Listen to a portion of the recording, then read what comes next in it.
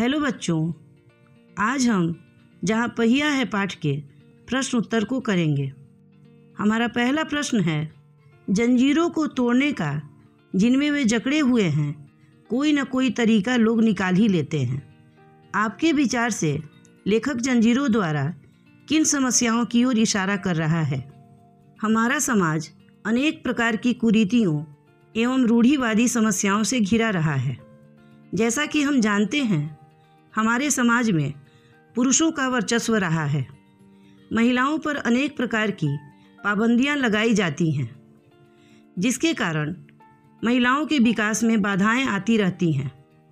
इस पाठ में लेखक जंजीरों के द्वारा उन्हीं पाबंदियों एवं कुप्रथाओं की ओर इशारा कर रहे हैं।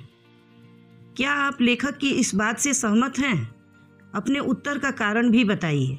हाँ, हम लेखक के इस कथन से पूर्णतः सहमत हैं। जब जब हमारा समाज स्वयं को रूढ़िवादी प्रथाओं में जकड़ा हुआ महसूस करता है, तब तब उसने खुद को उससे मुक्त करने के लिए क्रांति को जन्म दिया है। ये क्रांति ही हमें इन रूढ़िवादी जंजीरों से मुक्ति दिलाते हैं। समय के साथ हमारी सोच एवं विचारधारा में परिवर्तन आते रहता है। हमारी यही सोच हमें रूढ़िवादी प्रथाओं से लड़ने के लिए प्रेरित करता है, जिसके बाद बदलाव आता है। पुडुकोट्टई गांव की महिलाओं का अपनी स्वाधीनता एवं आज़ादी के लिए साइकिल आंदोलन चलाना इसी वैचारिक परिवर्तन का देन है। साइकिल आंदोलन से पुडुकोट्टई गांव की महिलाओं के जीवन में कौन कौन से बदलाव आए हैं? साइकिल आंदोलन से पुडुकोट्टई की महिलाओं में अनेक परिवर्तन आए।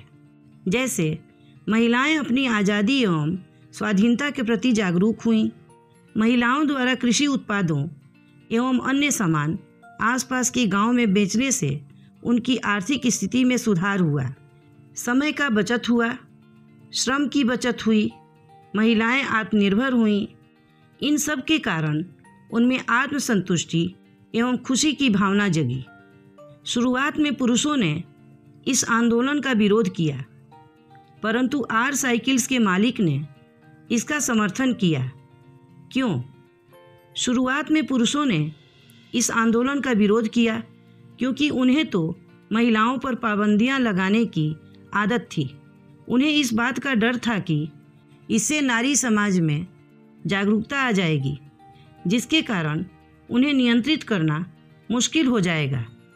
आर साइकिल्स के मालिक ने इस आंदोलन का समर्थन किया क्योंकि वह गांव के एकमात्र साइकिल डीलर थे। इस आंदोलन के कारण उनके यहाँ से लेडी साइकिल की बिक्री में साल भर के अंदर काफ़ी वृद्धि हुई, जिससे उनकी आय में ज़बरदस्त बढ़ोतरी हुई। इसलिए उन्होंने स्वार्थवश इस आंदोलन का समर्थन किया ताकि आगे भी साइकिल की बिक्री जारी रहे और उनकी आय बढ़ती रहे। प्रारंभ में इस आंदोलन को चलाने में कौन कौन सी बाधा आई? प्रारंभ में इस आंदोलन को चलाने में बहुत सी बाधाएं आईं। जैसे महिलाओं को गंदी गंदी टिप्पणियां सुननी पड़ी। अधिकांश महिलाओं का गरीब होने के कारण साइकिल नहीं खरीद पाना। पुरुषों द्वारा निरंतर विरोध करना। समाज एवं परिवार के लोगों द्वारा उनके उत्साह को तोड़ने का प्रयास करना। लेडी साइकिल का पर्याप्त संख्या में उपलब्ध नहीं होना। आपके विचार से लेखक ने इस पाठ का नाम जहाँ पहिया है क्यों रखा होगा? तमिलनाडु के रूढ़िवादी पुडुकोट्टई गांव में महिलाओं को अपनी स्वाधीनता, आज़ादी और गतिशीलता को व्यक्त करने के लिए प्रतीक के रूप में साइकिल को चुनना बहुत बड़ा कदम था। पहिए को गतिशीलता यानी विकास का प्रतीक माना जाता है। इस साइकिल आंदोलन से महिलाओं का जीवन गतिशील हो गया। इस आंदोलन के बाद महिलाएं विकास के पथ पर अग्रसर होने लगीं। उनकी गतिशीलता एवं विकास को देखते हुए लेखक ने पाठ का शीर्षक जहाँ पहिया है रखा होगा। अपने मन में इस पाठ का कोई दूसरा शीर्षक सुझाइए। अपने दिए हुए शीर्षक के पक्ष में तर्क दीजिए। इस पाठ का दूसरा उपयुक्त शीर्षक महिलाओं की आत्मनिर्भरता हो सकता है। साइकिल आंदोलन के कारण महिलाओं की पुरुषों के ऊपर निर्भरता समाप्त हो गई। उनमें अपनी स्वाधीनता एवं आज़ादी के प्रति जागरूकता आ गई। वह कृषि उत्पादों एवं अन्य वस्तुओं को समीप के गांव में बेचने लगीं, जिससे वे आर्थिक रूप से मजबूत हो गईं और उनमें आत्मनिर्भरता की वृद्धि हुई। लोगों के लिए यह समझना बड़ा कठिन है कि ग्रामीण औरतों के लिए यह कितनी बड़ी चीज़ है।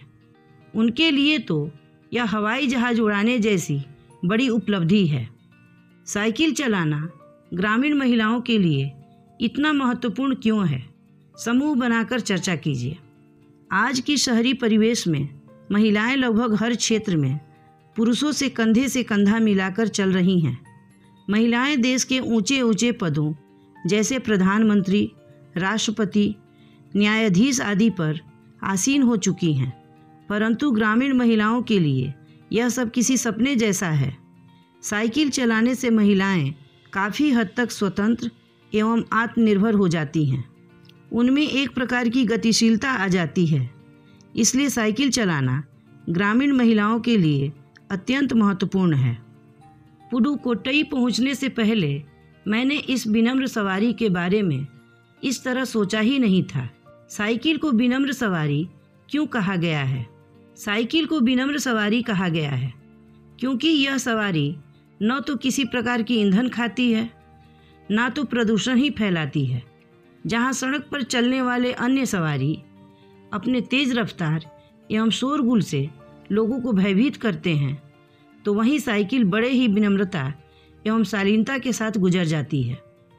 फातिमा ने कहा, मैं किराए पर साइकिल लेती हूँ ताकि मैं आज़ादी और खुशहाली का अनुभव कर सकूँ।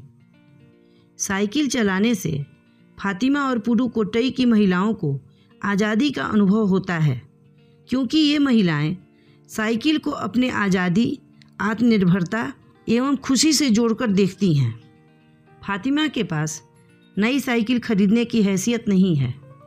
वह किराए पर साइकिल लेकर चलाती है क्योंकि उसे साइकिल चलाने से आज़ादी और खुशी की अनुभूति होती है।